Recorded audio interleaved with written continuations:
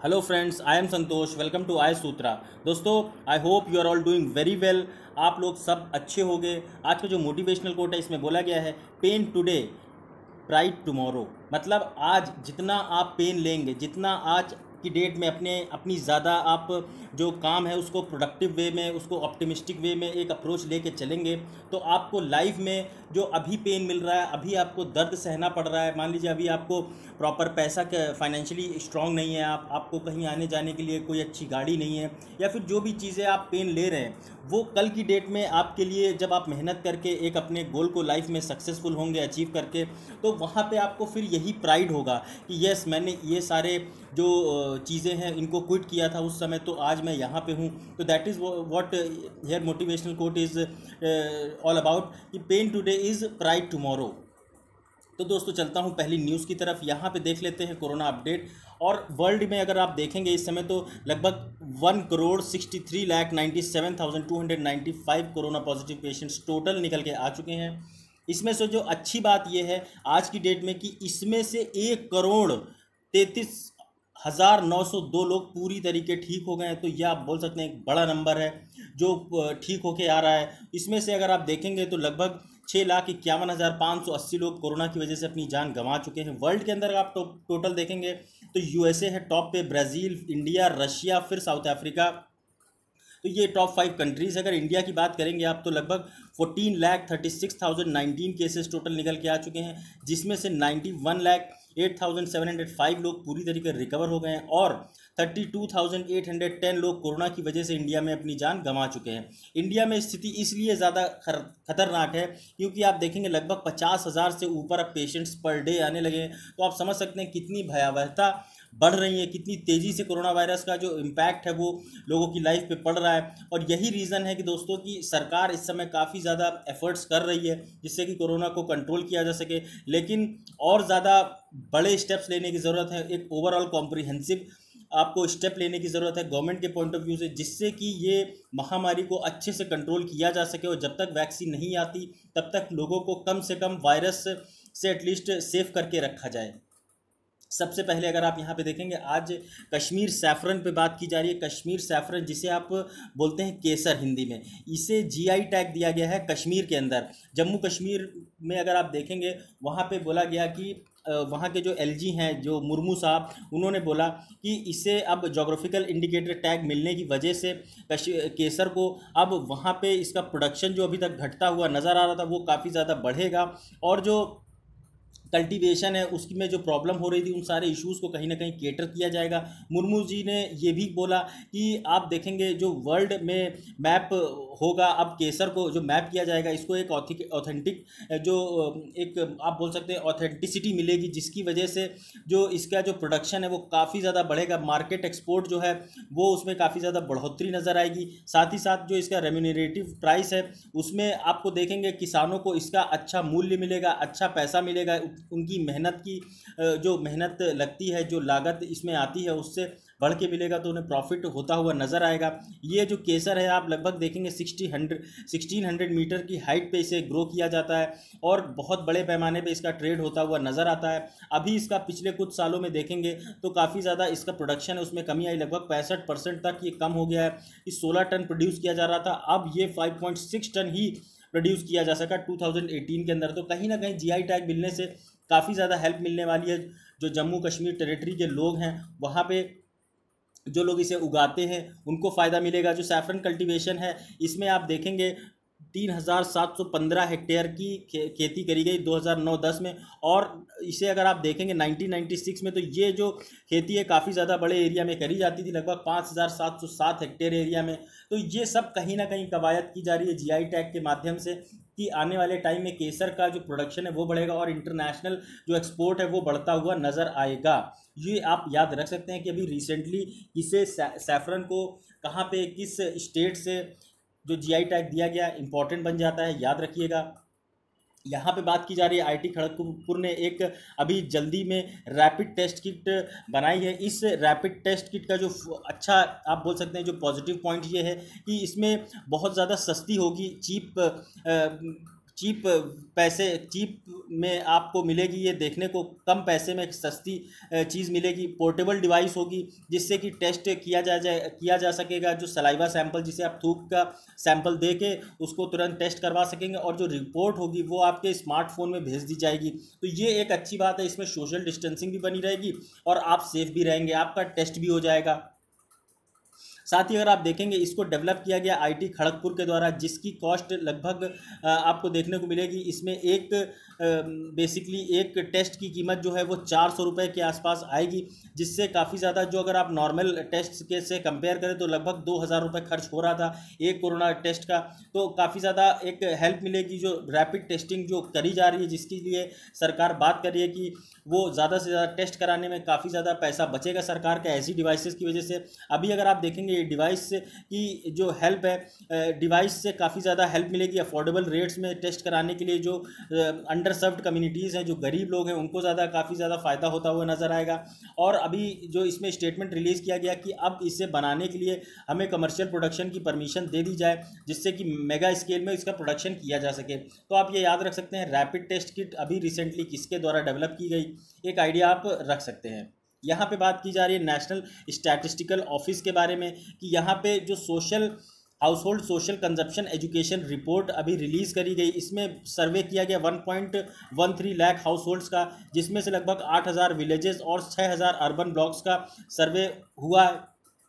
अब देखेंगे जो रूरल अर्बन गैप है, इसमें काफ़ी ज़्यादा एक जो लिटरेसी है, जिसे आप बोलते हैं पढ़ाई की दर, साक्षरता दर, वो काफ़ी ज़्यादा उसमें गैप देखने को मिला।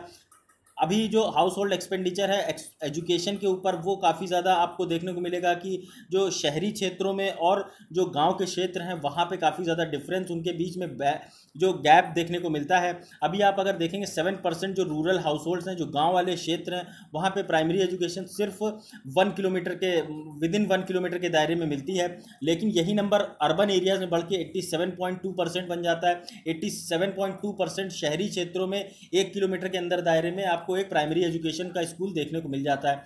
ओनली 38% जो गांव के लोग हैं उन्हें सेकेंडरी एजुकेशन मिल पाती है, कंपेयर टू अगर 70% जो शहरी क्षेत्र हैं वहाँ पे लोगों को ये सेकेंडरी एजुकेशन मिल पाती है। तो ये देख सकते हैं आप कि शहर में और गांव में साक्षरता के लिए कितनी ज़्यादा अवेयरनेस है। इसीलिए आप देखते हैं कि जो लोग शहरों की तरफ पलायन करते हैं, जिससे कि उन्हें अच्छी शिक्षा मिल सके, अच्छी एजुकेशन मिल सके, अच्छी हेल्थ मिल सके और अच्छी एक लाइफ मिल सके रहने के लिए। ये सारी कारण है जो अर्बनाइजेशन का बेसिक आपको देखने को मिलता है रूल। उसके बाद आप देखेंगे जो रूरल लिटरेसी है वो 73.5% है। वहीं जो अर्बन एरिया, जो शहरी क्षेत्र है, वहाँ पे 87.7% जो लोग हैं वो पढ़े हुए नज़र आते हैं। तो ये एक अच्छी बात बोल सकते हैं आप। अगर आप देखेंगे गांव में एक नॉर्मल सेकेंडरी या सीनियर सेकेंडरी की एजुकेशन में लगभग एक साल में एक बच्चे पे 5856 से 9148 रुपये खर्च किए जाते हैं। वहीं अगर आप शहरी क्षेत्र में देखेंगे तो लगभग 17518 से 23822 लोग 23832 रुपये खर्च किए जाते हैं एक स्टूडेंट पे। सॉरी, आपको ये मैंने बोल दिया। तो ये एक एजुकेशन से रिलेटेड इंपॉर्टेंट एनएसओ का डेटा है। ये कभी आप जब भी एजुकेशन से रिलेटेड कोई आपको लूप होल्स जहाँ पे कोट करने हो वहाँ पे ये कोट कर सकते हैं आप ऐसे डेटा को। काफ़ी ज़्यादा हेल्प मिलेगी आपको, जो एग्जामिनर काफ़ी अच्छे से एनालाइज करेगा। तो ये एक आइडिया आप रख सकते हैं। चलता हूँ अगली न्यूज़ की तरफ। यहाँ पर बात की जा रही है गवर्नमेंट ऑफ इंडिया के द्वारा अभी काफ़ी ज़्यादा एफर्ट्स किए जा रहे हैं जिससे कि कोविड-19 की वजह से लोगों की जान ना जाए। अभी एम्स में वीडियो कंसल्टेशन प्रोग्राम स्टार्ट किया गया। आईसीयू के जो डॉक्टर्स हैं उनको ऑल अक्रॉस कंट्री ई-आईसीयू के तहत जो फिजिशियंस हैं उनको काफ़ी ज़्यादा हेल्प करी जाएगी कि वो कैसे पेशेंट्स, जो क्रिटिकल पेशेंट्स हैं, उनको कैसे उनकी क्वेरी को समझें, उनकी प्रॉब्लम को एड्रेस करें, उनके जो माइल्ड सिम्टम्स हैं वो पेशेंट जो क्रिटिकल हैं उनको कैसे ट्रीट करें। ये सारी चीज़ें ई-आईसीयू के माध्यम से करी जाएंगी। जो भी एक्सपीरियंस डॉक्टर्स हैं वो अपना नॉलेज शेयर करेंगे अदर फिजिशियंस से, और एक्सपर्ट्स जो एम्स के हैं वो भी अपना इसी प्लेटफॉर्म पे काम करते हुए नज़र आएंगे। ई-आईसीयू जो है वीडियो कंसल्टेशन प्रोग्राम है जिसमें कि मैंने आपको बताया आईसीयू के जो डॉक्टर्स होते हैं, स्मॉलर हेल्थ केयर फैसिलिटीज़, उनको काफ़ी ज़्यादा हेल्प प्रोवाइड करी जाएगी। इसके माध्यम से जो हॉस्पिटल में 500 बेड या उससे कम या उससे ज़्यादा बेड है उनको ज़्यादा इससे हेल्प मिलेगी। तो ये एक आइडिया आप रख सकते हैं। यहाँ पे बात की जा रही है कि जो ओल्ड जो एज के लोग होते हैं उनको सबसे ज़्यादा कोविड-19 का खतरा नज़र आता है। क्यों? क्योंकि किसी को शुगर है, किसी को हार्ट पेशेंट है, कोई कोई किसी को किडनी का कोई इशू है, किसी को पैर का कोई इशू है, किसी को लीवर का कोई इशू है। तो ये सारे जो बीमारियां होती हैं एजिंग के साथ में वो बढ़ती हुई नज़र आती हैं, जिसकी वजह से ये ज़्यादा वल्नरेबल हो जाते हैं कोविड-19 वायरस को से लड़ पाने में। इनकी इम्यूनिटी कमज़ोर होती है। तो यही बात यहाँ पे बोली गई है कि सबसे ज़्यादा कोविड-19 के जो पेशेंट केसेस हैं वो बूढ़े बुजुर्ग लोगों पे इम्पैक्ट डालते हैं। इसीलिए बोला जाता है कि कोविड-19 के टाइम में आप जो भी आपके घर में बड़े बुजुर्ग हों उनका ध्यान रखिए, अच्छे से उनका ख्याल रखेंगे, खाना पीना ध्यान रखेंगे, साफ़ सफाई का, तो ज़्यादा वो अच्छे से रह पाएंगे। जो इन्फ्लेमेशन है, जो बीमारी का खतरा है, वो एजिंग के साथ काफ़ी ज़्यादा बढ़ जाता है, ये बात बोली गई है। और इसके लिए इम्यून रिस्पॉन्स को बूस्ट करना ज़्यादा इंपॉर्टेंट बन जाता है, जिससे कि जो बायोलॉजिकल एजिंग होती है उससे काफ़ी ज़्यादा जो इश्यूज़ कॉम्प्लेक्स होते हुए नज़र आते हैं उसका कोविड-19 से ज़्यादा इम्पैक्ट ना पड़ सके, ये चीज़ बोली जा रही है। क्योंकि आप देखेंगे मेजर कॉज ऑफ अगर बीमारी के ज़्यादा के कारण अगर आप देखेंगे तो मिसफोल्डेड सेल्फ मॉलिक्यूल्स जो होते हैं वो डैमेज कर देते हैं सेल्स को, और मॉलिक्यूल्स जो होते हैं रिकॉग्नाइज करते हैं, जो कि रिकॉग्नाइज किया जाते हैं रिसेप्टर्स के द्वारा इनएनेट इम्यून सेल्स के। आप देखेंगे यहाँ पे इसकी वजह से activation of consequently to inflammation, ज़्यादा बीमारी इसी वजह से आती है। क्योंकि जैसे जैसे एज बढ़ती है तो हमारी बॉडी में नॉर्मली क्या होता है कि रोज़ सेल्स बनती रहती हैं हर टाइम और सेल्स मरती रहती हैं। तो जब सेल्स बनने की रेट कम हो जाती है और मरने की रेट ज़्यादा हो जाती है तब आप बोलते हैं कि ज़्यादा इशू कॉम्प्लेक्स हो रहा है। क्योंकि अगर ये जो बैलेंस है अगर ये बना रहता है तब तो कोई प्रॉब्लम नहीं होती। जहाँ ये बैलेंस आउटडेटेड होने लगता है वहीं पे बुजुर्गों को प्रॉब्लम स्टार्ट हो जाती है, उनकी इम्यूनिटी वीक होती है और कोविड-19, टीबी, कैंसर, एड्स, ये सारी बीमारियाँ आप देखेंगे, हार्ट अटैक, ये सब घेरती हुई नज़र आती हैं। तो इसीलिए कोविड-19 के टाइम पे आप अपने बड़े बुजुर्गों का काफ़ी अच्छे से ध्यान रखिए।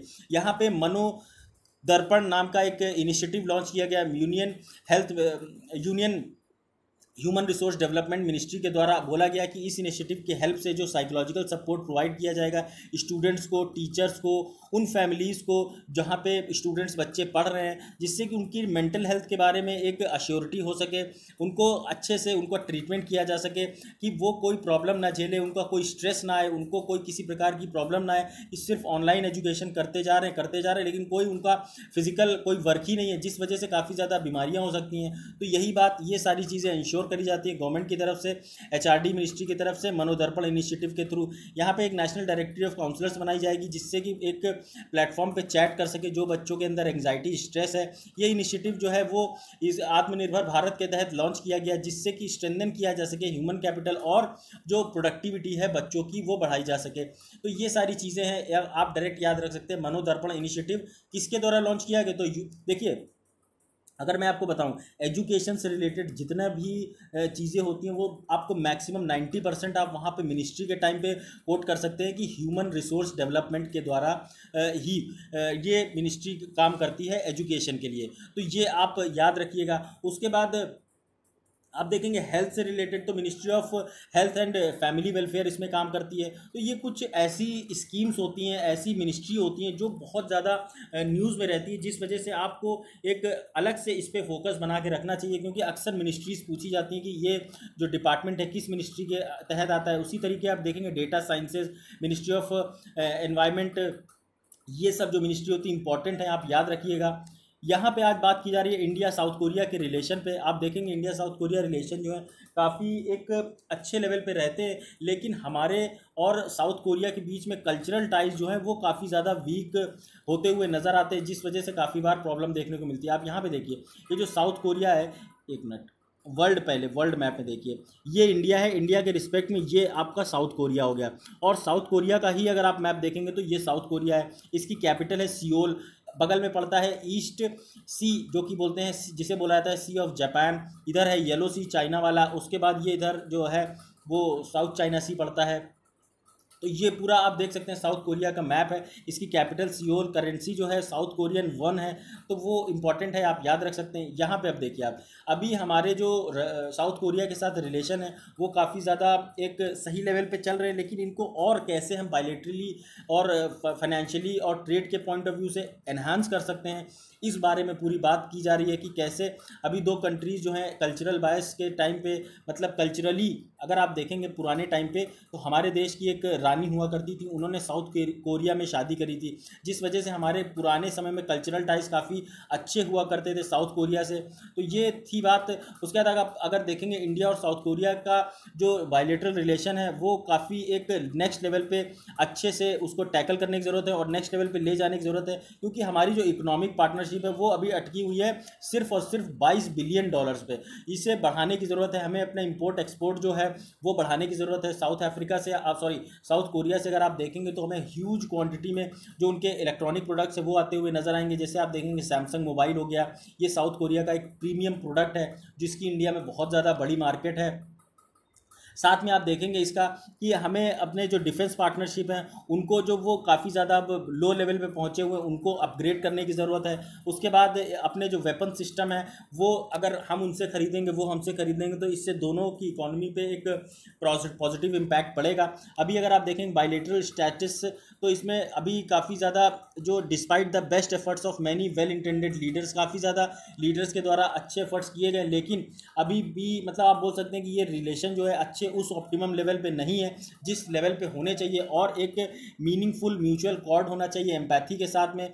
उसके बाद जो closer to each other people लोगों का एक इंटरेक्शन है। जैसे आप देखेंगे साउथ कोरिया एक एडवांस्ड इकोनॉमी है, एशिया के अंदर काफ़ी उसका अच्छा लेवल पे इकोनॉमी चलती है, बहुत अच्छे अच्छे उसके इलेक्ट्रॉनिक जो इक्विपमेंट्स है वो वहाँ पे पूरे वर्ल्ड में डोमिनेट करते हैं। साथ में ही अगर आप देखेंगे साउथ कोरिया का जो स्ट्रैटेजिक लोकेशन है वो नॉर्थ कोरिया के जस्ट नीचे आता है, तो उसकी वजह से साउथ कोरिया के नॉर्थ कोरिया के साथ तो ख़राब रिलेशन है, लेकिन साउथ कोरिया के जो लोग हैं इंडियंस को, इंडिया जबकि इतनी बड़ी 135 करोड़ के लोग 135 करोड़ इंडिया में लोग रहते हैं और साउथ कोरिया में काफ़ी कंपैरेटिवली लो पॉपुलेशन, लेकिन उसके बावजूद हमारा जो साइंस एंड टेक्नोलॉजी के फील्ड में जो लेवल है वो काफ़ी ज़्यादा कम है, जिस वजह से वो लोग साउथ कोरिया के हमें अंडर एस्टिमेट करते हैं कई बार। तो इन सारी चीज़ों को काफ़ी ज़्यादा सरकार को सोचने की ज़रूरत है कि कैसे हम अपने म्यूचुअल कल्चरल टाइज बढ़ा सकें और जो अपनी टेक्नोलॉजी है उसको इस लेवल पे ऑप्टिमम लेवल पे लाएं, जिससे कि जो साउथ कोरिया की जो स्टूडेंट्स हैं, साउथ कोरिया के जो लोग हैं वो इंडियन इकोनॉमी की तरफ देखें, स्विच करें और यहाँ की चीज़ों को फॉलो करें। ये सारी चीज़ें आप देख सकते हैं। उसके बाद आप देखेंगे कि अभी कल्चरल जो प्रेजुडिस है बोथ साइड, उन्हें काफ़ी ज़्यादा इसको जो ओपननेस लाने की ज़रूरत है, क्यूरियोसिटी और वार्मथ के साथ में। तो ये इंपॉर्टेंट चीज़ें आप याद रख सकते हैं, आइडिया एक इसका इंपॉर्टेंट रहेगा। तो आप जब भी साउथ कोरिया के साथ आप अपना आंसर एक लिखेंगे तो वहाँ पे ये सारी चीज़ें कोट कर पाएंगे। अगर आप देखेंगे बायलेटरल प्रोग्रेस जो है वो काफ़ी ज़्यादा जो ट्रेड के पॉइंट ऑफ व्यू से, इन्वेस्टमेंट के पॉइंट ऑफ व्यू से वो सफिशिएंट अभी नहीं है इस लेवल पे कि हम अपने जो गैप्स है उसको काफ़ी अच्छे से ब्रिज कर सकें, क्योंकि हम जो साउथ कोरिया से काफ़ी ज़्यादा इंपोर्ट करते हैं, लेकिन वहीं अगर आप देखें एक्सपोर्ट के मामले में तो इतना एक्सपोर्ट हमारे देश से नहीं होता साउथ कोरिया को। तो यहाँ पे एक जो लूप होल है हमारा, इसे एड्रेस करने की ज़रूरत है अच्छे से। उसके बाद अगर आप थोड़ा सा एक एग्जांपल देखें कि वाइड स्प्रेड परसेप्शन है कि साउथ कोरियंस जो होते हैं वो इंडिया को एक थर्ड वर्ल्ड कंट्री मानते हैं। जैसे कि आप देखेंगे हमारे यहाँ पॉवर्टी बहुत ज़्यादा है, गरीबी बहुत ज़्यादा है, भुखमरी बहुत ज़्यादा है, इस वजह से हमारे देश को एक हीन भावना से देखते हैं साउथ कोरियंस। ये तो बिल्कुल बात सही है कि इंडिया ने अभी तक ये सारे जो इश्यूज़ हैं, हंगर, पॉवर्टी जैसे इश्यूज़ को अभी भी ख़त्म करने में कहीं ना कहीं कामयाब नहीं हो पाई। सस्टेनेबल डेवलपमेंट गोल में भी सबसे पहले टॉप 2 यही चीज़ है, नो पॉवर्टी ज़ीरो हंगर बात की जाती है, लेकिन उसके बाद भी इंडिया काफ़ी ज़्यादा लैग बिहाइंड करती है HDI इंडेक्स में। तो ये सारी चीज़ें जब हम एड्रेस करेंगे तो जो भी छोटे और हाईली जो जिनकी अच्छी टेक्नोलॉजी है जिन देशों की, उनका कोलैबोरेशन हमारे साथ बढ़ता हुआ नज़र आएगा, टूरिज़्म बढ़ेगा, सारे कल्चरल टाइज बढ़ेंगे। तो ये सब अच्छी चीज़ें होंगी जिससे कि हमारे इंटरनेशनल रिलेशंस और ज़्यादा बायलेटरली मजबूत हो पाएंगे।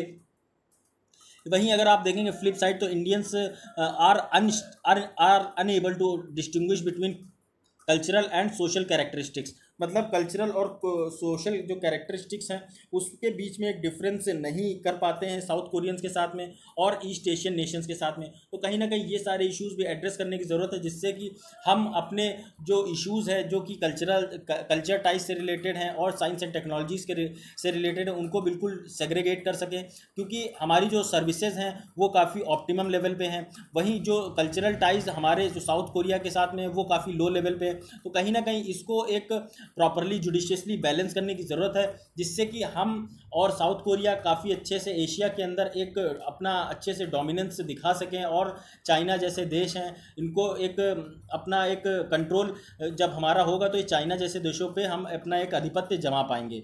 यहाँ पे थोड़ा सी बात की जा रही है जम्मू कश्मीर के इश्यूज़ को। जब से दोस्तों पिछले साल 370 आर्टिकल 370 को एब्रोगेट किया गया, तब से काफ़ी ज़्यादा जम्मू कश्मीर में इश्यूज़ देखने को मिल रहे हैं। वहाँ पे कंटिन्यूसली टेरर अटैक्स हो रहे हैं, वहाँ पे कंटिन्यूसली लोगों को जो इंटरनेट की सुविधा है वो नहीं दी जा रही है, सिर्फ 2G पे बेचारे काम कर रहे हैं। तो आप ये सारी चीज़ों को अच्छे से एड्रेस करने की ज़रूरत है। वहाँ की हेल्थ फैसिलिटी काफ़ी ज़्यादा कोलैप्स कर गई है, एडमिनिस्ट्रेशन अच्छे लेवल पे काम नहीं कर रहा है। तो ये सारे जो इश्यूज़ हैं इनको प्रॉपरली गवर्नमेंट को, सेंट्रल गवर्नमेंट को एड्रेस करने की ज़रूरत है, क्योंकि अब वहाँ पे कोई डेमोक्रेसी तो है नहीं। वहाँ पे गवर्नर रूल है, सिर्फ जो सेंट्रल कमांड करती है वही वहाँ पे काम किया जाता है। 11 मंथ्स हो गए हैं जब से जो आर्टिकल 370 को एब्रोगेट किया गया, तब से आप देखेंगे वहाँ पे बहुत कम स्टाफ देखने को मिलता है, जिससे कि आप देखेंगे हेल्थ के पॉइंट ऑफ व्यू में, बैंक में और दूसरे चीज़ों में काफ़ी ज़्यादा लो लेवल देखने को मिलता है, जिस वजह से आप देखेंगे वहाँ पे जो एजुकेशन है वो बिल्कुल, आप बोलते हैं वहाँ पे एजुकेशन बेकार लेवल पे जा चुकी है। वहाँ पे प्रॉपर एडमिनिस्ट्रेशन नहीं है, बहुत ज़्यादा क्राइम हो रहा है। अक्सर आप देखते होंगे वहाँ पे टेरर अटैक्स हो रहे हैं। उसके बाद जो बड़े बड़े बीजेपी के अभी एक नेता मार दिया गया, उसके बाद पीडीपी के भी ऐसा ही कुछ हुआ। तो ये सारे जो इश्यूज़ निकल के आ रहे हैं, इन सबको कहीं ना कहीं एड्रेस करने की ज़रूरत है। सरकार को अच्छे से वहाँ पे इलेक्शंस कराने होंगे, जिससे कि लोगों की जो जनता की आवाज़ है वो बाहर निकल के आ सके और उनके लोकल इश्यूज़ को एड्रेस किया जा सके।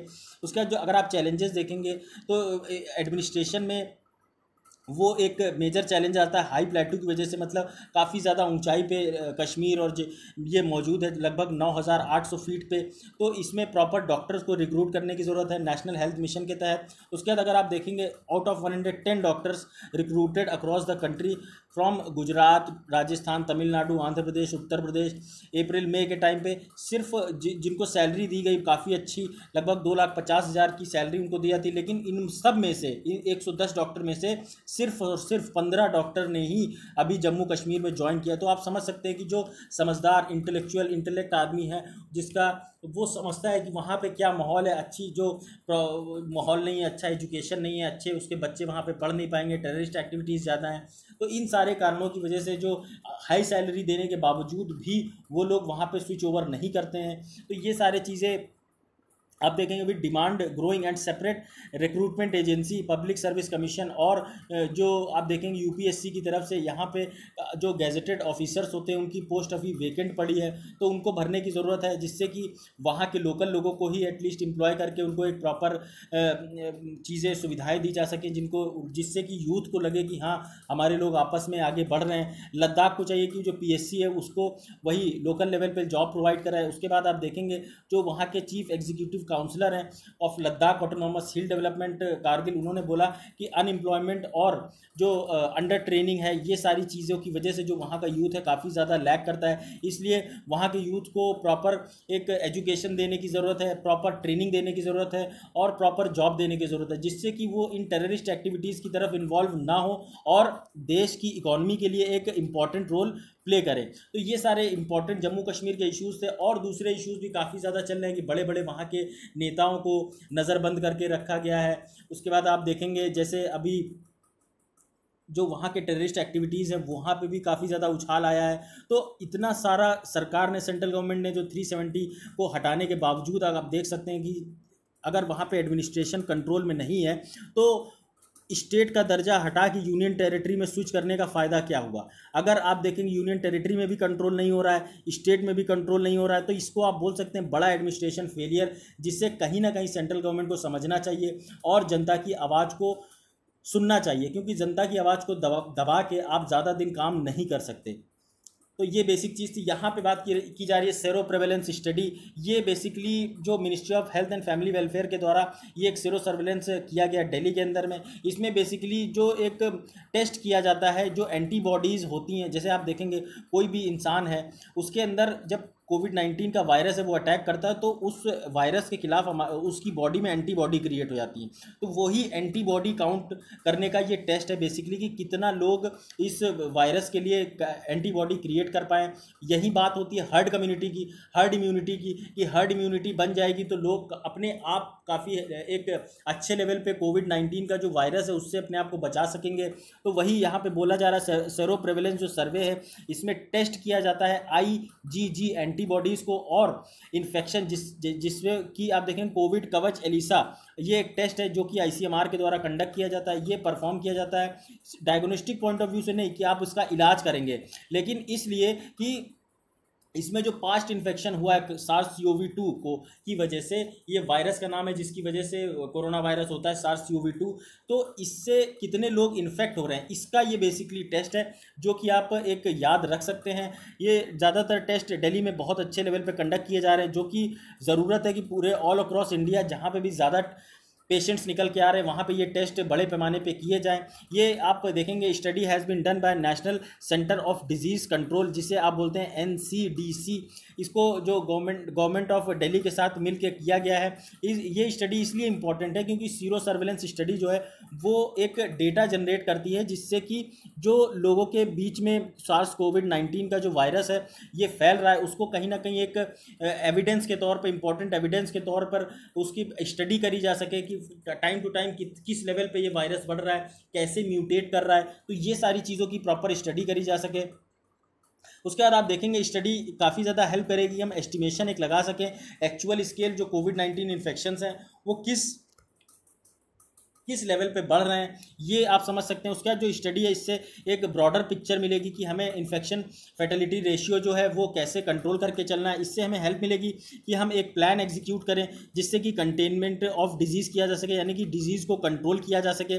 साथ में ही अगर आप यहाँ पे देखेंगे कि ये जो स्टडी है ये इसमें आप देखेंगे लगभग 23.48% जो दिल्ली के लोग हैं इसमें अफेक्टेड पाए गए लगभग, यानी कि 23.48% लोगों के बॉडी में ये वायरस पाया गया है। उसके बाद आप देखेंगे स्टडी इंडिकेट करती है कि सिग्निफिकेंट प्रोपोर्शन ऑफ पॉपुलेशन जो है वो अभी भी काफ़ी ज़्यादा दिक्कत में है, वल्नरेबल है। आप देखेंगे जो झुग्गी झोपड़ी वाली बस्तियां होती हैं जहाँ पे गरीब लोग रहते हैं वहाँ पे ना सोशल डिस्टेंसिंग फॉलो करी जाती है, ना मास्क लगाया जाता है, ना प्रॉपर हाइजीन मेंटेन करी जाती है। इस वजह से आपको देखने को मिलेगा जो ये वल्नरेबल सोसाइटीज़ हैं, जो वल्नरेबल स्ट्रेटा ऑफ सोसाइटी है, ये काफ़ी ज़्यादा इनके ऊपर प्रोबेबिलिटी है कि ये लोग इन्फेक्ट हो जाएं।